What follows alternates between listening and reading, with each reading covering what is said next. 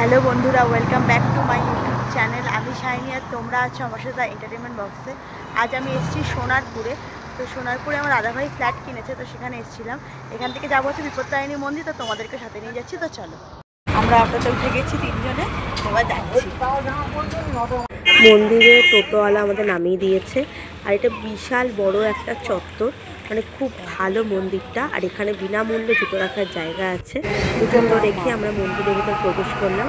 প্রথমেই আমরা শীতলা মাতাকে দেখলাম, তারপরে আমরা দেখলাম হচ্ছে মাতা মনসাকে, তারপরে আমরা দেখলাম হচ্ছে রাম এবং সীতা, লক্ষ্মণ এবং হনুমানকে। পজ করে পড়ে নেবেন, নিচে সমস্ত কিছু ডিটেলসে লেখা রয়েছে। এটা হচ্ছে লক্ষ্মী এবং নারায়ণ। আর তারপরে রয়েছে হচ্ছে গৌর এবং নিতাই। আর ঠিক তারপরেই আমরা দেখতে পেয়েছি হচ্ছে এখানকার সাধক ছিলেন, তার ঘর। এনার নামটা আমি ঠিক জানি না। তারপরে আমরা এই ঘর থেকে বেরিয়ে আমরা দোতলা সিঁড়ি দিয়ে উপরে উঠে প্রথমেই আমরা সিদ্ধিদাতা গণেশকে দেখতে পেয়েছি।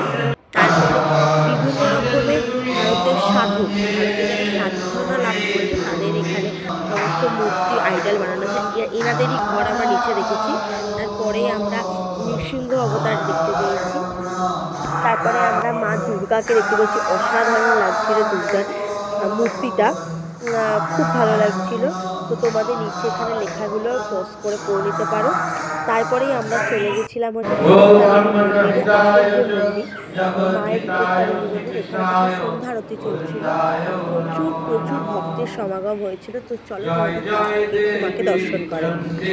মায়ের গায়ে দেখো কত সুন্দর সোনা দিয়ে সাজানো, অপূর্ব লাগছে। চাইছি আসলে মায়ের পা ছুঁয়ে প্রণাম করতে দেয়, মানে এটা খুব ভালো লাগলো, ইউনিক লাগলো। তো আমরা তখন ভিডিও করিনি, আমরা তারপর লাইনে দাঁড়িয়েছিলাম, মেয়েদের আলাদা লাইনে, ছেলেদের আলাদা লাইনে, মায়ের পা ধরে প্রণাম করছিলাম। তারপরে এখানে ভোগ দিচ্ছিল, তো আমরা ভোগ নিয়ে নিয়েছিলাম। ভোগটা অসাধারণ। আর এইটা হচ্ছে রত্নবেদী। এইখানে ওই দুজন সাধক এবং সাধিকা, ওরা এখানে সিদ্ধি লাভ করেছিল, মায়ের দর্শন পেয়েছিল। তো এই নিয়মাবলীগুলো এখানে লেখা রয়েছে, আপনারা চাইলে পজ করে দেখতে পারেন। অপূর্ব সুন্দর মন্দির, খুব সুন্দর মন্দির দর্শন করলাম।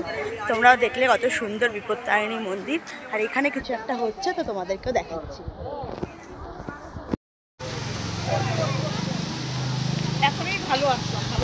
আমরা পৌঁছে গেছি দাদাভাইয়ের ফ্ল্যাটে।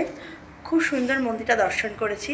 আর ভিডিওটা ভালো লাগলে তোমরা জানো কী করতে হবে, ভিডিওটাকে লাইক করো, শেয়ার করো, আর প্লিজ প্লিজ প্লিজ চ্যানেলটাকে সাবস্ক্রাইব করতে ভুলো না। আর রাজপুরে এসে সোনারপুরে আসলে অবশ্যই এই মন্দিরটা দর্শন করো। Bye bye.